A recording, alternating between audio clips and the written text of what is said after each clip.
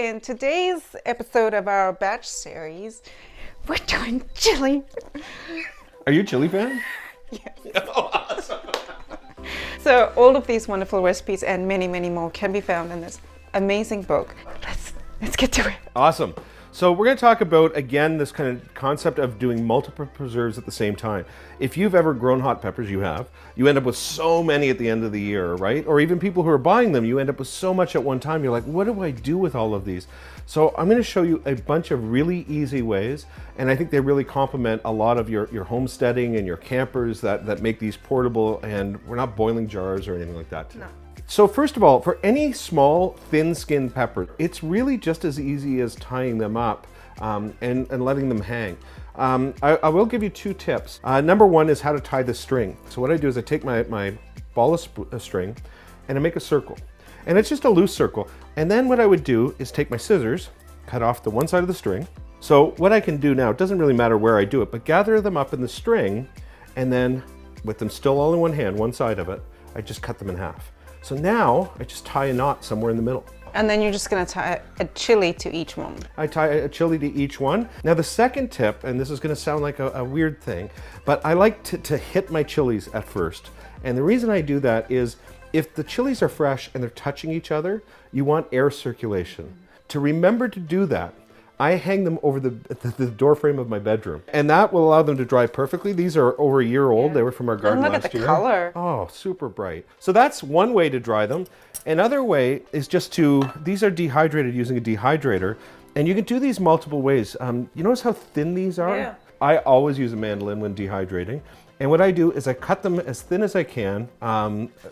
It makes them really frail. So if I want to make these into chili powder, these will blitz really well. Yeah. If you want to cook a chili and have like chunks of chili, then dry them a bit chunkier. I will give you one tip about using any type of dried peppers that I think we do wrong in North America. Everybody has probably grabbed a dried pepper at some time like this, put it on their cutting board and started cutting, and the seeds are going ding, ding, ding, ding, and everything's flying all around. In South America, where they dry a huge amount of peppers, they do not cut them ever dry. The real game is to rehydrate them in hot water. This is chili salt. I've shown you in my past making salt with lemons. Chop up chilies, cover them in salt, 2 or 3 times the amount of salt to chilies. Really, there's no magic here. But if you use a really hot pepper and you make salt with it, you can drop a single grain of salt, and that salt has pulled in all the capsaicin, all the spiciness, and it spreads it off the entire dish, so it gets less hot, and yet you get all the flavor from it. But more flavorful. Yeah. And this will save you an enormous amount of time too, because instead of cutting chilies every time you want something a little hotter, you just put it in. My grandmother had 5 kids, and she had a husband in the merchant marine. She preserved to save time, not because she had like all this time and she was a hipster, right? Like she was like, she didn't have the time to cook. If I want to make hot sauce, what I'll often do is I'll cut these into rings. Now you don't have to. What you can do with these though is just cut the top off them, and you know my handy knife is missing, so I'll just cut it with a scissor. I can cut the top off, and I could actually just ferment this pepper right now with this. Now we've still got this top.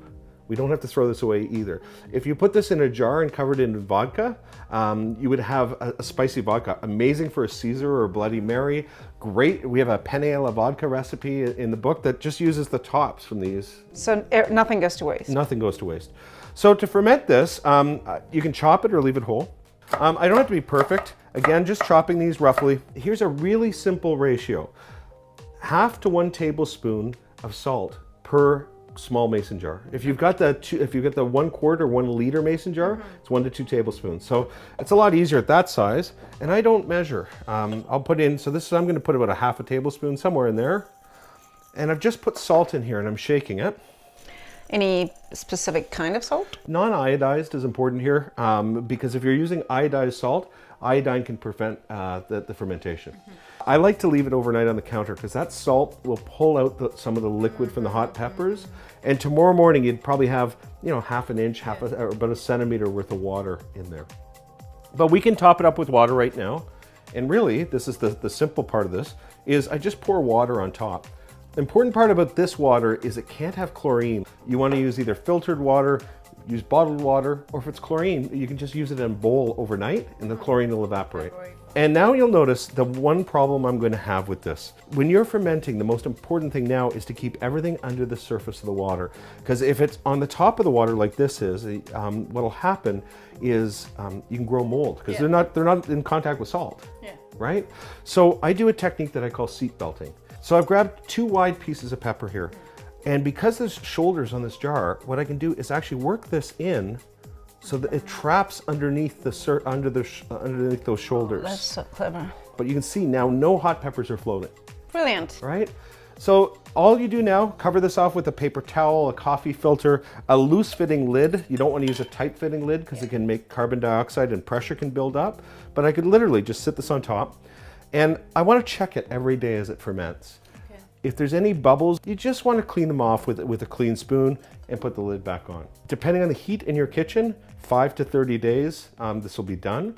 And the way that you know it's done is you just taste it as it goes. Yeah, there's no fanciness here. And then you just use it. Yeah, and where a lot of people do it wrong is they taste early on and they think, oh, it's just salt. It's because the fermentation hasn't really happened yet. So at that point, you could use them whole like this. You could chop them up. I tend to puree them in the blender without the brine and add as much of the brine I want to taste the flavor. If it's too hot for you even then, you can strain it and or add vinegar to cut it to make it easier as well. If you enjoyed this recipe, there are tons more.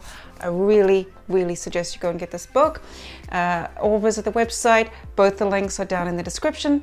If you like this video, subscribe. Is everybody turned on? Just pushing you. It's your handsome face, honestly. Caliente.